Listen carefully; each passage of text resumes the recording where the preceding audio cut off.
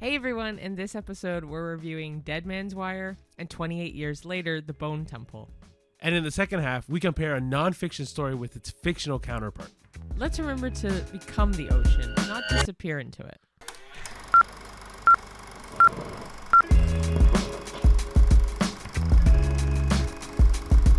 Hello everybody. Hello. And welcome to a new episode of the A-List Admission. Yes, welcome. If you're new to the podcast at all, I'm Ricardo. My name's Cheyenne. And this podcast is solely about the new releases that came the week before that we release on Tuesday, just so that way you know what to watch on cheap night or what to watch at the movies entirely. Yeah.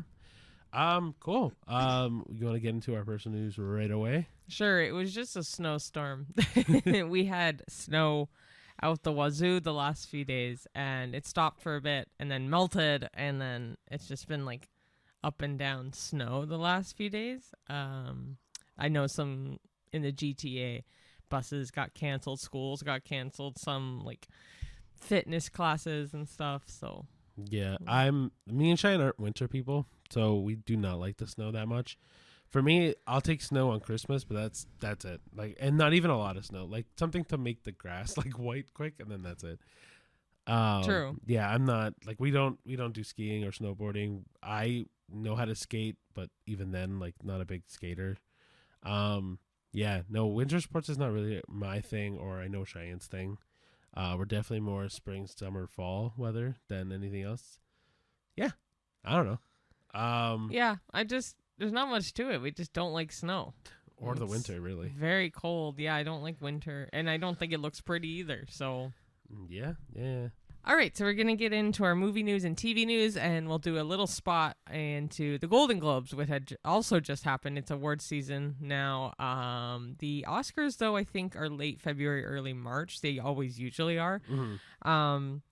But yeah, we'll just get into a really quick rapid fire of who won what. So Best Motion Picture Drama at the Golden Globes was Hamnet.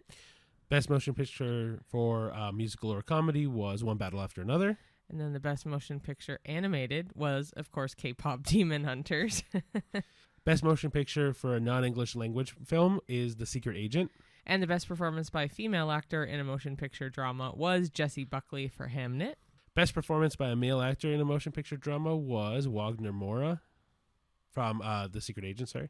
And the Best Performance by a Female Actor in a Motion Picture, Musical, or Comedy was actually Rose Byrne, was the If I Had Legs, I'd Kick You. Best Performance by a Male Actor in a Motion Picture, Musical, or in Comedy is Timothée Chalamet for Marty Supreme. And then the Best Performance by a Female Actor in a Supporting Role in any Motion Picture was Tiana Taylor for One Battle After Another. And then the Best Performance by a Male Actor in a Supporting Role for any Motion Picture was Stellan Skarsgård for Sentimental Value. Okay. And then the last one we'll do is Best Director for Motion Picture, which was Paul Thomas Anderson for One Battle After Another. So there was a lot of winners.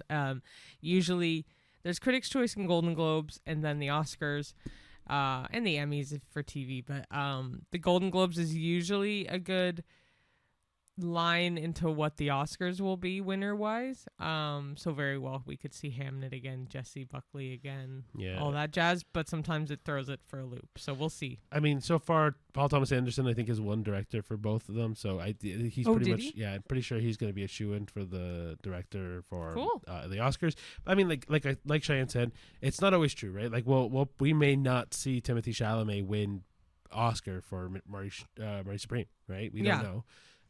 But I mean, if we go by trends, that's what's going to happen. But we'll sometimes the trends don't happen. Yeah, I know.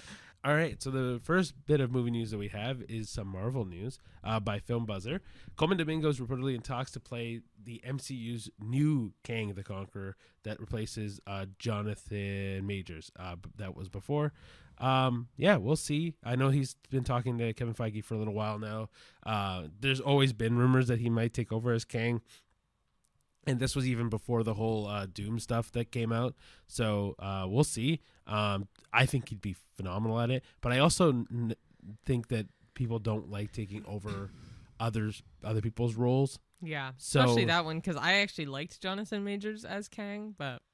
Yeah, but with all the stuff that's happened, it's tough, outside right? of that, yeah. No, I know. For his film acting and stuff, he was a good Kang.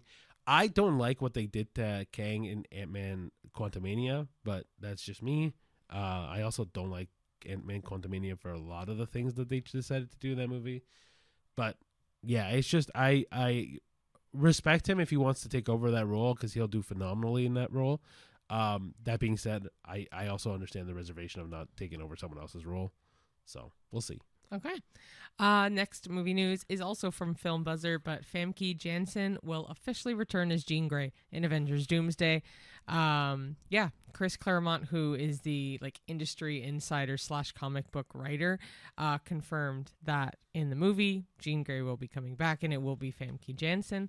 They're bringing back the original cast.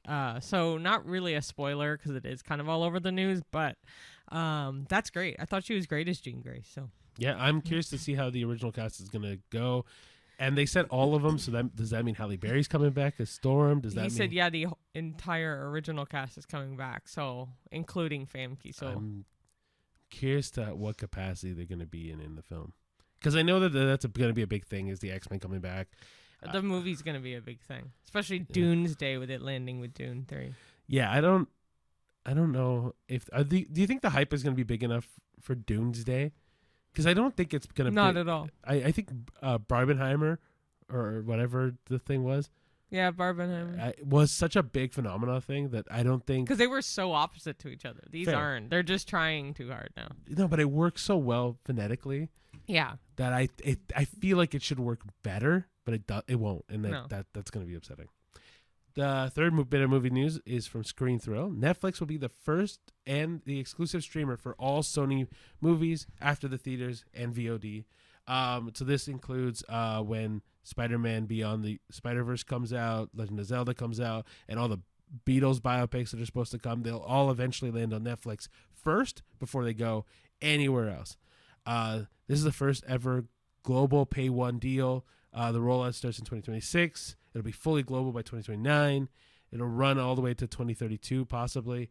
And this deal is worth $7 billion, which, I mean, Netflix is rolling in it right now, I guess, right? With Warner Brother deal, with this Sony deal. Yeah, I don't know. This is interesting to see Netflix really trying to push itself as literally the number one place for all movies now. Mm-hmm. Okay, yeah. Last and final movie news is Film Buzzer. The Minecraft movie 2 will officially begin filming in April. Jason Momoa confirmed it on The Tonight Show.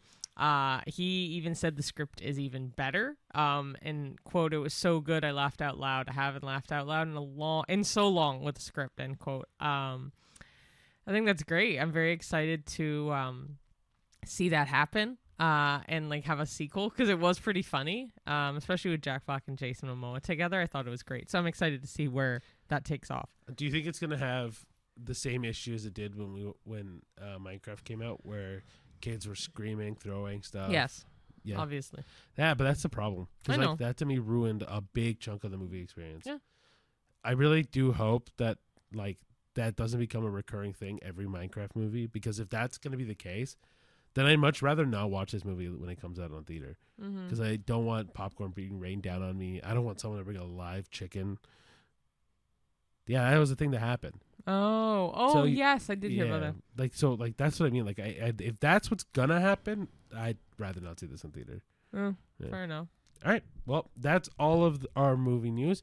Now we'll get into our movie reviews. The two movies we watched this week was Dead Man's Wire. And 28 Years Later, The Bone Temple. Perfect. Yeah, the other one that came out this week was Charlie the Wonder Dog. Thank you. I always forget that one. But we just ran out of time, so we'll review it next week with the other movies that come out next week as well. Yeah, it's not in any rush for that movie. Yeah, I don't know if anybody's really talking about that movie, but we'll get to it. All right. So do you want to do the first one, or do you want me to do the first one? All right. The first movie we did was Dead Man's Wire, which came out January 16th of 2026. The director is Gus Van Sant. The rating is rated R for language and intense true crime content, and the runtime is 1 hour and 45 minutes.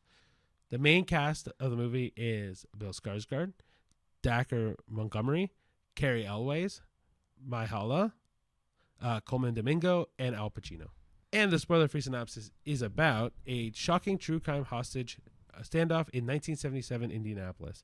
A desperate man pushed to the edge by financial ruin and believing he's been betrayed by his mortgage broker wires a shotgun to the broker's neck and holds him hostage. As the situation escalates over several days, the confrontation becomes a media spectacle, a test of negotiation, and a dramatic exploration of desperation, public perception, and justice, drawing national attention and raising questions about how far a person can be driven when they feel like they've been wronged. So, what did you think of Dead Man's Wire? I kind of liked it, actually.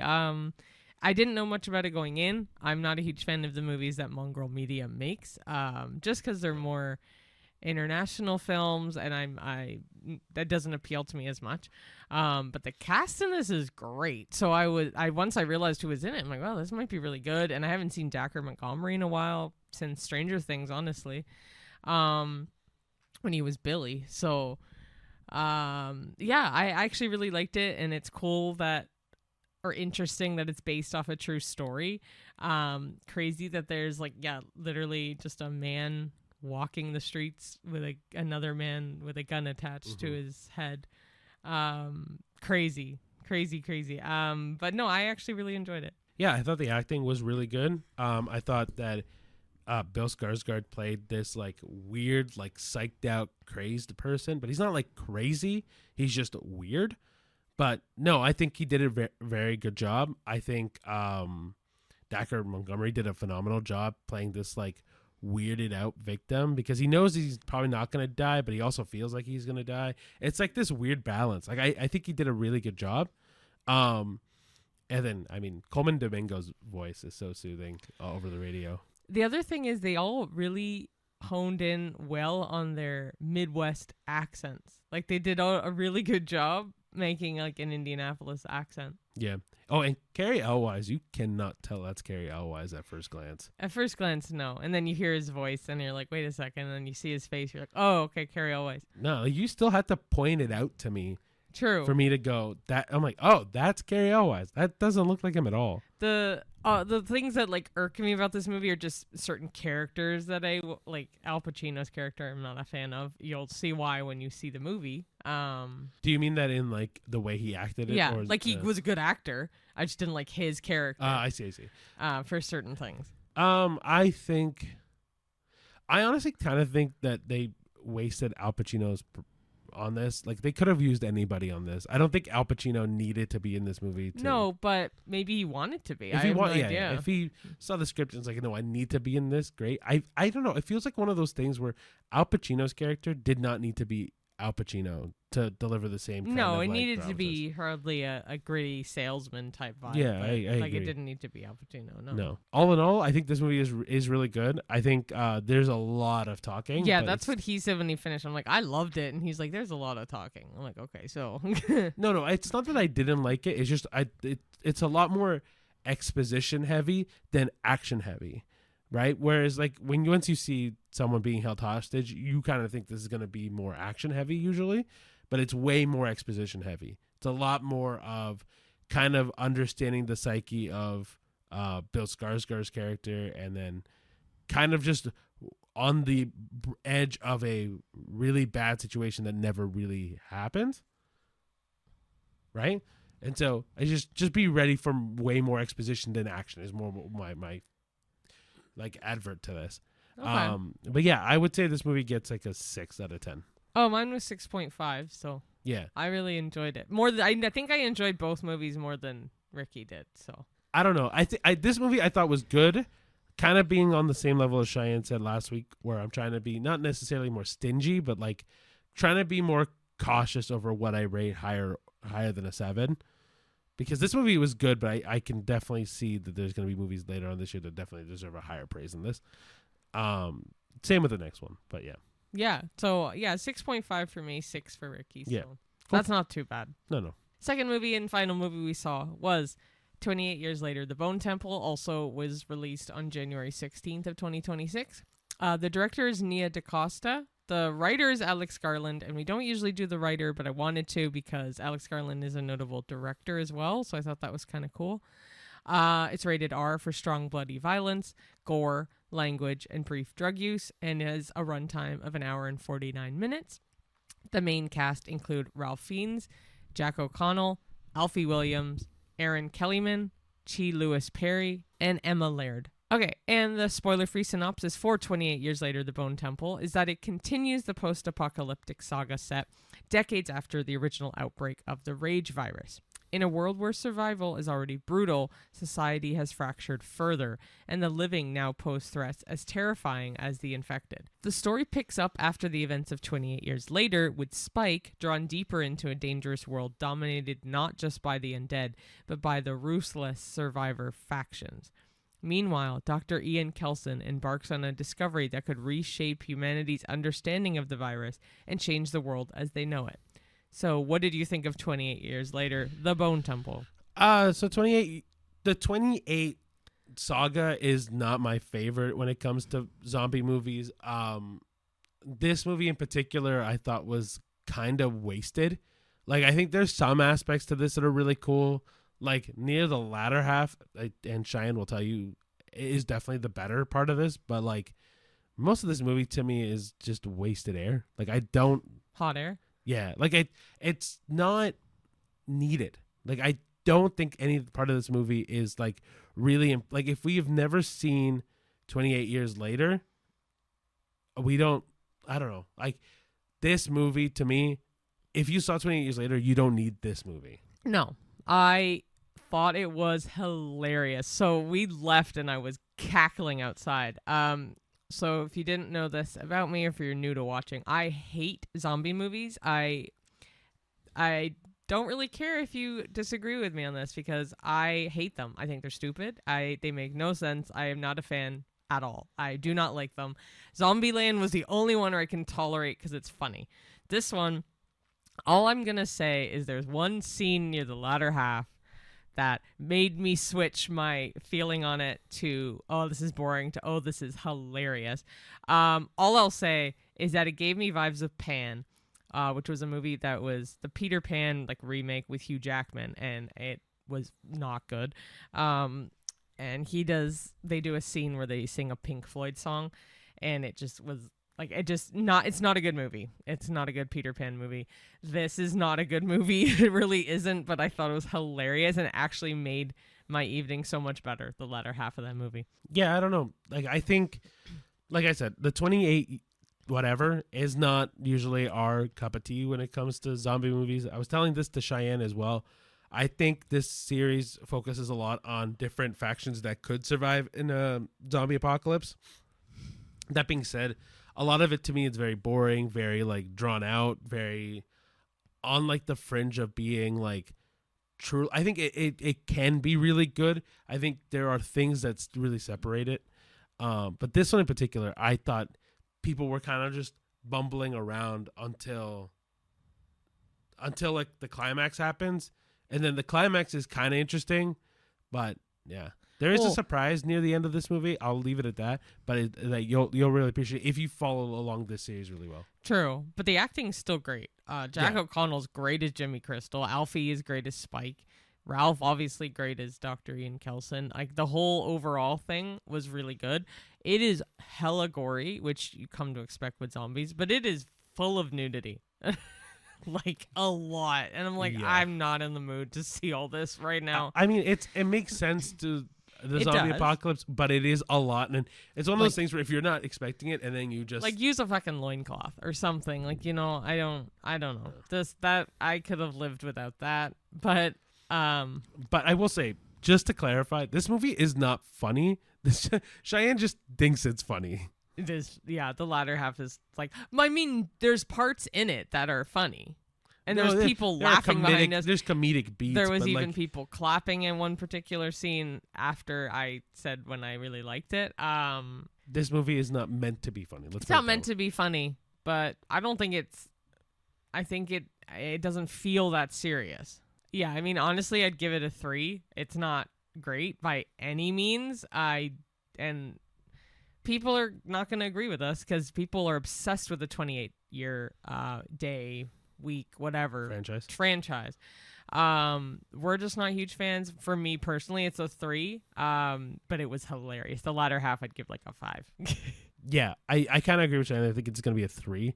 But like, to be honest, that scene is probably the best scene in the movie, and I think there are better zombie movies, truly.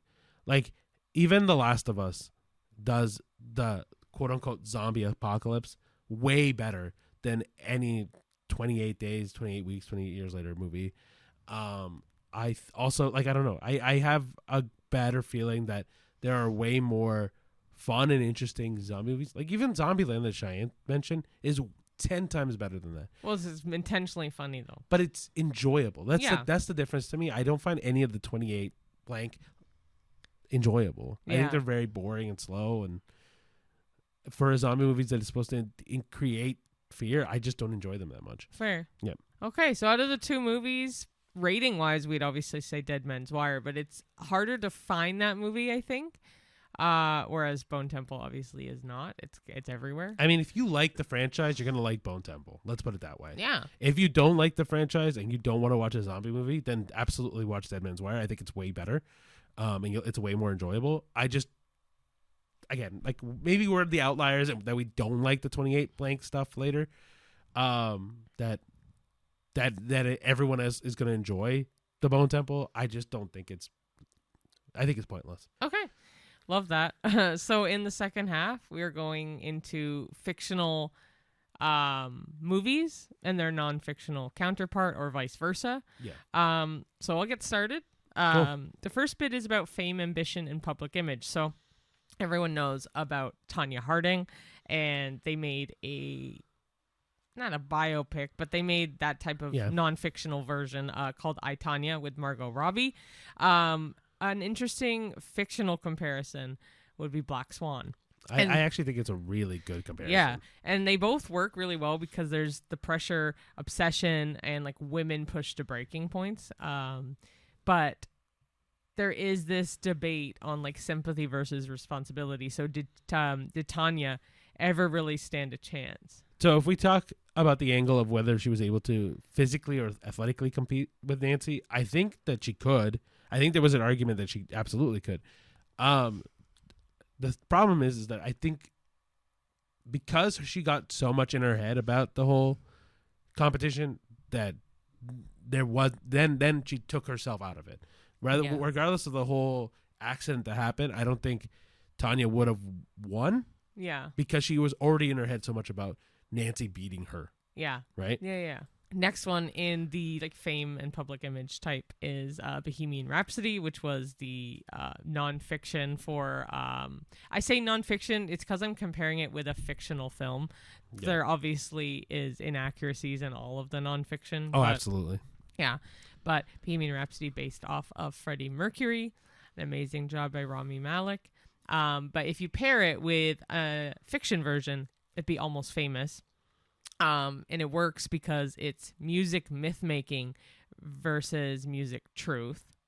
But do you think it's okay to rewrite history if the vibes are good? No, I think if the idea is that you're trying to create an accurate representation of something, like in Bohemian Rhapsody in particular, like me and Cheyenne don't know Almost Famous that well. Like we know it a little bit, but not that much. But speaking on the fact of Bohemian Rhapsody, if you're going to shape it to tell the story you want to tell, then you're not telling the accurate story, right? And that's kind of the point that everyone wants to see, like Bohemian Rhapsody or even like Rocket Man, which Rocket Man also has a ton of inaccuracies too. Like that's kind of the problem, is like when you portray it as someone that is real and then change the story, people then assume the changed story is real. So then you kind of screw up everything for the person's history, right? I don't know. I'm on the side of no, don't change it. Oh, I agree. Don't rewrite it. I want to know how he got famous. Truthfully. If there's boring bits, then cut them out. Don't make something new. I agree. All right. So the next category was crime, cons, and moral gray areas. Specifically, we're going to talk about Catch Me If You Can paired with The Talented Mr. Ripley. So one of the many things that make this comparison work really well is the identity theft, the charm, and pretending to be someone else. But why do we root for liars when they're charismatic? Makes for good content. I completely agree. I mean, I know you're half joking, but like, no. No, that's why I like true crime documentaries and stuff. It's because, like Ted Bundy, like very charismatic guy. makes for good TV. Unfortunate circumstances throughout, obviously. But like A Talented Mr. Ripley, I didn't like as much as Catch Me If You Can. Catch Me If You Can, I mean, the Frank Abagnale character, like in real life, we'll get into that a little bit after. But it's you just root for him because I'm like, oh, he's doing so well and he's like so sneaky. I love the spy angle to it. I think the other part of this is the underdog aspect of it, right? Like Frank Abagnale at the beginning of Catch Me If You Can is poor and doesn't have the money to succeed, and then he finds a way to, obviously circumventing the law, finds a way to succeed, and then you see him be successful. So it's kind of like this weird, like you're like, oh man, he came from nothing and then he became something until he goes to jail. Yeah. But like, you know what I mean? Like it's that little bit of like wanting the person who has a bad upbringing succeed into something positive. That's the reason why, to me, that liars end up being the ones that you root for. I love these like con artist movies, heist movies, like those literally moral gray areas. But like, who would be more unsettling, Frank or Tom? I'd kind of argue both, but Frank is unsettling in the fact that he can get through so much stuff. I agree. By lying, like fake degree, fake whatever. Like he can get through all these scenarios perfectly fine. Tom blending in as literally anybody is also kind of scary. The only thing that I think Frank is a little bit scarier for is how many big institutional things he gets into. Right? Like what, similar to what you said, like becoming a doctor, becoming a pilot, becoming, like, you name it. Like it was one of those high class jobs from nothing. Whereas, I mean, different scenario. And that's, as far as we know, semi-truth, because Frank did lie outwardly. So yeah, I'll do a quick recap on that. So Frank is a inherent liar throughout his entire life. So after all this happened, he wrote a book, and that book outlined all of his adventures. It got really famous, and they made a movie. There is a fact, I'm pretty sure this is true, that none of that happened. If not, like 90% didn't happen, and that is a known fact. Yeah, but obviously the movie came out as based on a true story bit, and so a lot of people still think it's a true story, which is valid. But like, I mean, if the original guy says, or like they found out that it's not. You can wish for it to be real. But I think it's almost like people root for these because you want to do it, but you'll never do it. Like some people will never want to do this, but they love to see someone do what they have been thinking about, or like what if scenario. But like, interestingly enough, both of these movies have very A-list actors as the main roles. So well, let's jump into the next one, and it kind of still revolves around the same thing, right? And the same actor. Yeah. The Wolf of Wall Street versus Wall Street in 1987. This works simply because of real excess versus fictional excess. But do you think these movies accidentally glorify bad people? Not accidentally. They intentionally glorify bad people. I completely agree with you. Like, yeah, Wolf of Wall Street? Hell yeah. I mean, I love that movie. I think it's a great movie. The book is trash to read. Jordan Belfort cannot write worth shit, and they have said this in reviews that he's not a writer. He knows he's not a writer. I believe he also, correct me if I'm wrong, wrote it while he was partially in jail or something. Yeah, I think so. His adventures or what have you. They definitely glorified him. Are you kidding me? He's a horrific human being. He's an awful human being, at least in the movie. He's an awful human being. Leo DiCaprio does a great job at glorifying that too, but it's intentional. It is hell not accidental. No, I don't think it's accidental at all. I think there's movies that do accidentally glorify very bad people, but I really do think that, and like even when you look at like Dahmer, for example, also glorifies a bad person. That to me, I feel, is more accidental than purposeful. But yeah, I don't know. I don't think this was accidental. I think they truly were like, oh, this story is so good on TV, on movie. Let's glorify it, right? So then, which one of these two movies aged worse? I don't know. We don't know, or I don't know Wall Street that well. So it has Charlie Sheen in it. So immediately it's aged worse because it's Charlie. No, screw you, Charlie Sheen. I'm joking. No, I actually I liked his acting in 2.5 Men. I'm partial to Charlie Sheen in that. But anyway, no, I was going to say the one that aged worse is definitely the 1987 Wall Street, because you never hear about it anymore. I mean, it got a 78% on Rotten Tomatoes, so like obviously not a bad movie. But you never hear about it. Wolf of Wall Street, you still see memes and clips all the time, especially the chest thumping scene or the Margot Robbie sexy scene. Like all those things still happen and still go around. And that movie's been out for probably 10 years. Yeah. That definitely Wall Street aged worse. One thing I wanted to say about this section too was things that really help you glorify the cons bit is like when you look at heist movies like Ocean's 11, when you look at heist movies, even like the more comedic ones like Tower Heist, both those movies do really well at you you end up rooting for the people that are definitely breaking the law. All the heist movies are like that, yeah. Because it kind of like what Cheyenne said, you kind of just want to stick it to the man in that sense, right? Like the guy who you deem is clearly evil, even though he maybe, like Tower Heist is different, but like even people who are following the law or people that are all that, like you always end up rooting for the people that are breaking the law because you want to stick it to the person, right? All right, the next section is truth, justice, and systems failing. So we're comparing the true story of Spotlight with Prisoners, both being very heavy stories, but still talked about. Both movies are still very well talked about. Spotlight, obviously putting a spotlight on drama in the church. Yep. And then Prisoners, obviously the kidnapping. First time I ever really knew Paul Dano. And brilliant in that movie, and Jake Gyllenhaal brilliant, like all really good. But they both work because there's moral tension, but there's still the slow burn investigation. Spotlight did win the Oscar, I believe, or nominated regardless. And then Prisoners was I thought a fantastic movie. The ending's awful. That's the one thing I didn't like about this movie was the ending. That coin flipped me. There's moments where I don't like it, and there's moments where I like it. I don't like it because it's no, I just don't like it. But it is an older movie actually now too. But when does doing the right thing cross a line? When you break the law, I think. Yeah, I think invade privacy to an extent where it breaks the law. Like break the privacy if it's legal. Like find out what's happening in the Catholic Church. Find out what's happening to those children and prisoners.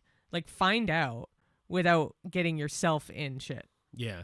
It's the old adage. It's the Dark Knight adage where like if you're a hero long enough you become the villain.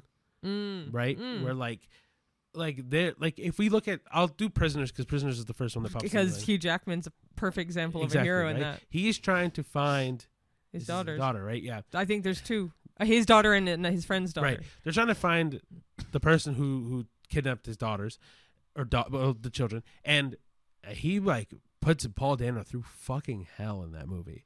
And oh man, Paul Dano's a brilliant actor. But like, it's wild. Like that's the moment where you're like, he's just trying to save kids, and he is on the bridge of killing somebody for it. And like that's where that line crosses so quickly.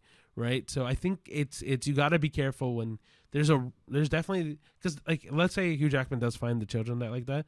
None of that's now admissible in court. The guy can go free. I would love if they did a sequel. I just really want to know.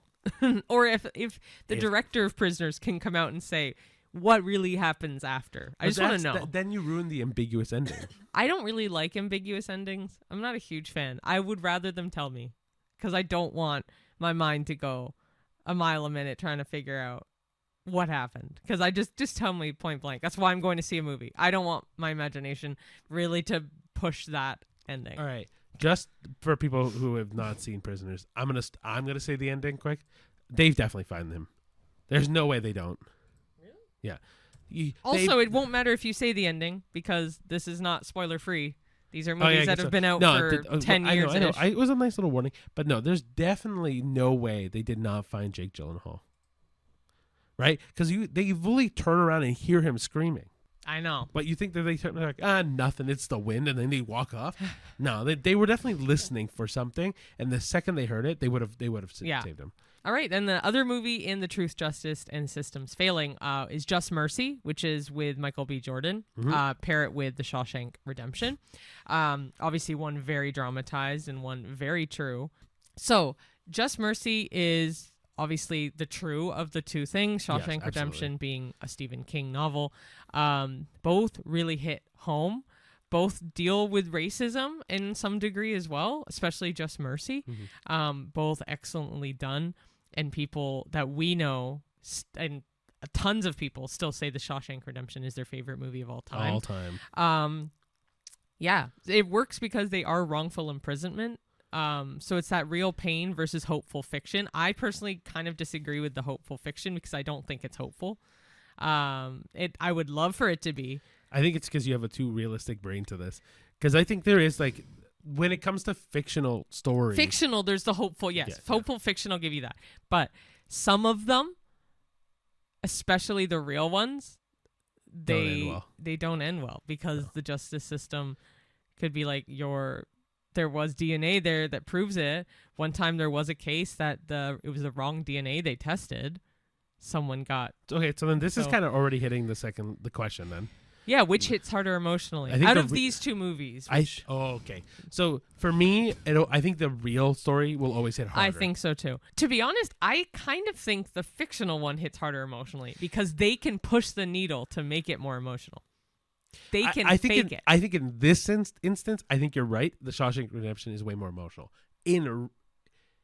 If we saw, I don't know, if for my brain, if this was Just Mercy compared to any other movie like this, I still think Just Mercy would be way more emotional. Yeah, the true story will I just think that the comparison between Shawshank Redemption is so tough. But it's Michael B. Jordan's dedication to the one case for years to get this guy free.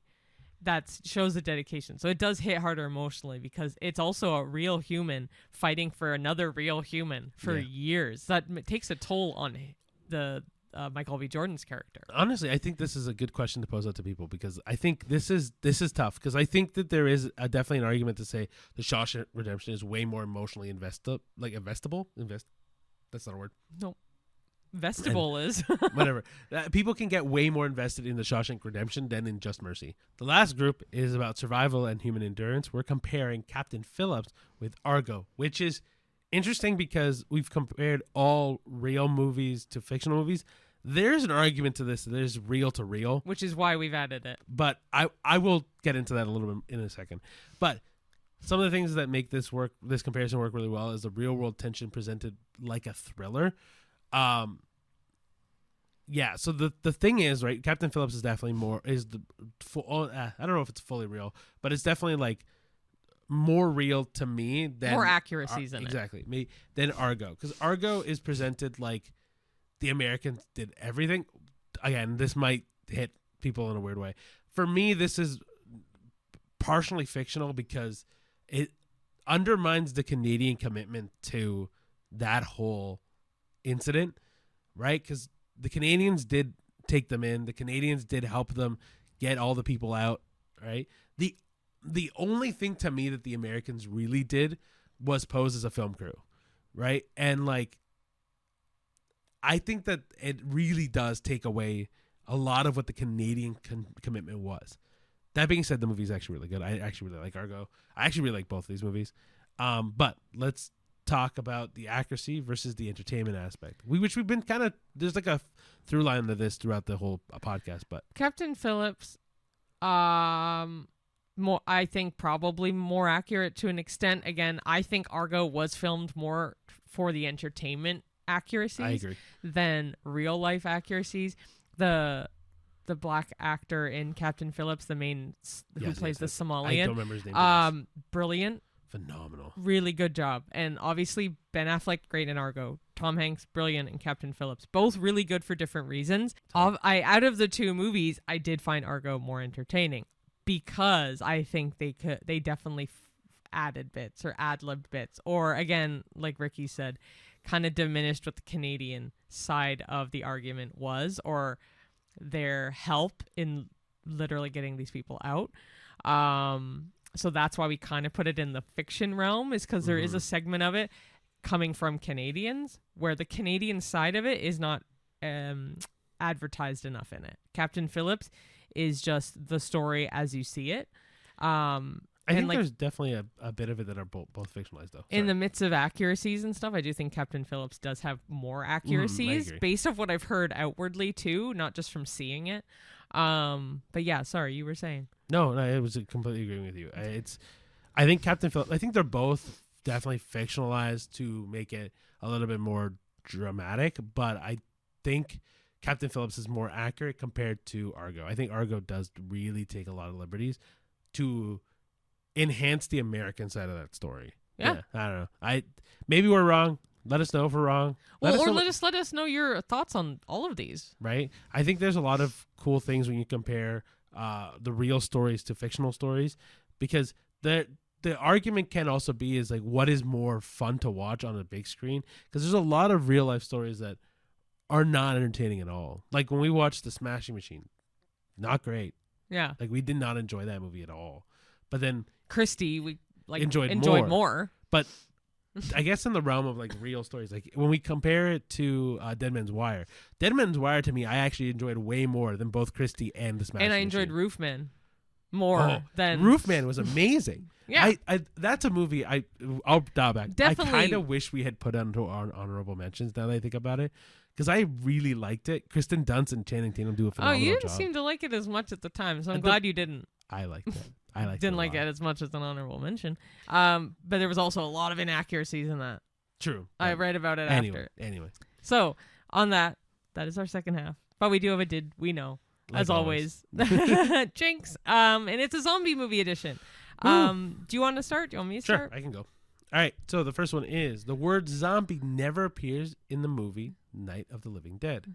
They're only called ghouls. The modern zombie label came later. Did we know? No. Not at all. I always just assumed that they said zombies in it. I would love to know when the word zombie came, but no, that's really interesting. Interesting. Yeah. I never thought of that. George A. Romero basically invented the modern zombie. So before him, zombies were tied to voodoo, but Romero made them flesh-eating, mindless, and apocalyptic. Did we know?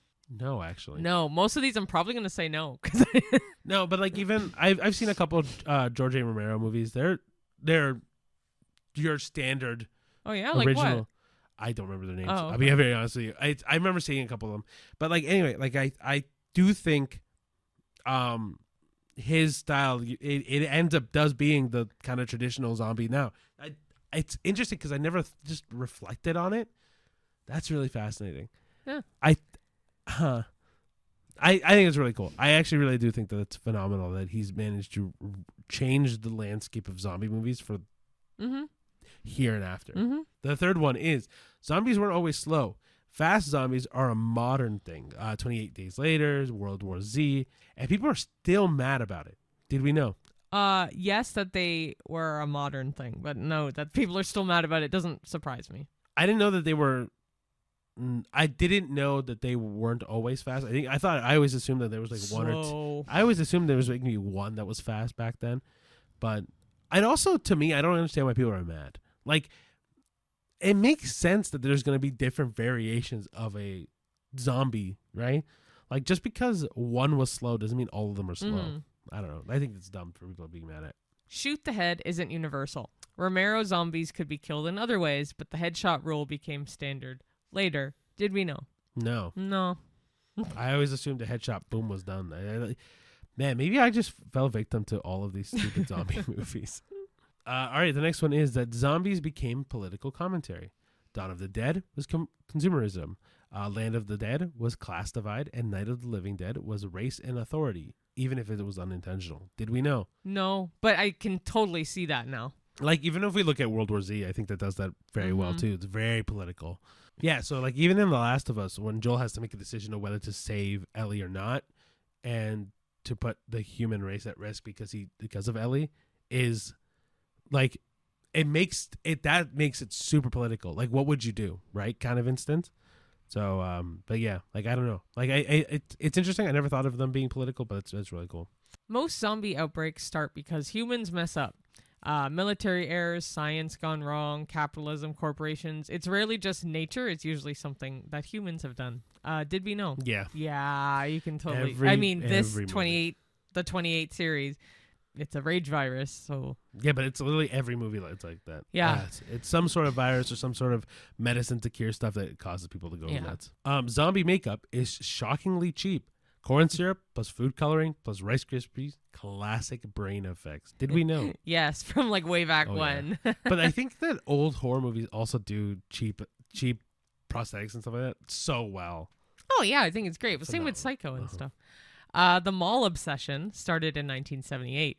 Dawn of the Dead set the standard. Malls equals safety plus temptation. Did we know? No, I didn't know. I didn't know when it. Yeah, I didn't know when it started, but that's. They're so right. Yeah, Mall in Last of Us. Mall it actually works really well though in the mall because you can introduce a lot of zombies quickly. You can introduce a level of safety there and a lot of resources. I think it's a great pull. Zombies don't technically need to bite. In many movies, everyone is already infected, but death is the trigger. Did we know? No, not really. I didn't think that they didn't need to bite. I think my brain naturally goes to, they need to bite. But I think I did know this. I think there is movies that I've seen that do this well. Huh. Interesting. And last one is that comedy saved some zombie movies. So without Shaun of the Dead and Zombieland, the genre might have eaten itself alive. Did we know? Yeah. Yeah. I mean, I didn't know that it saved zombie movies. But I could see why. But, man, those two movies alone are phenomenal. I know Very Cheyenne good. hasn't seen Shaun of the Dead, but... Zombieland I've seen. And I love Simon Pegg's movies and Nick Frost movies. Yeah. But, like, I would know I would like it. I just haven't gotten around to seeing it. Zombieland I've seen. I thought it was funny. So anyway, thank you so much for watching, everyone. Please follow us along on any of our social media platforms like Facebook, TikTok, YouTube, Instagram, Threads, X. Yep. Letterboxd. Yeah. Yes, Letterboxd for sure. Follow us on YouTube or Spotify for the video podcast, but you can listen to us on YouTube, Spotify, Apple Podcasts, Amazon Music, you name it, wherever you get your podcasts. Please follow us along for any short form content like Instagram Reels, YouTube Shorts, or TikToks. Remember that all of this is just our opinion, so whether you agree with us or not, that's totally okay. Please let us know what you think down below. You got anything? No, you're right. It's just our opinions. So obviously we implore you to see these movies, whether you agree with us or not. We just give suggestions on what would be fun for a cheap night option. As we said, for the coming next time we film, we will have Charlie the Wonder Dog added to that roster. Again, I don't think many people are going to be waiting in line to see that, but go off, Owen Wilson. Yeah, guys, just subscribe, ring the notification bell, add it to your favorites, share it. Whoa, Jinx, you got me last time. Anyway, share it with all your friends, family, enemies, coworkers, arch rivals, whoever you got, all your heated rivalries. Anyway, thank you so much for watching, and we'll see you at the movies. See you there. Bye. Bye.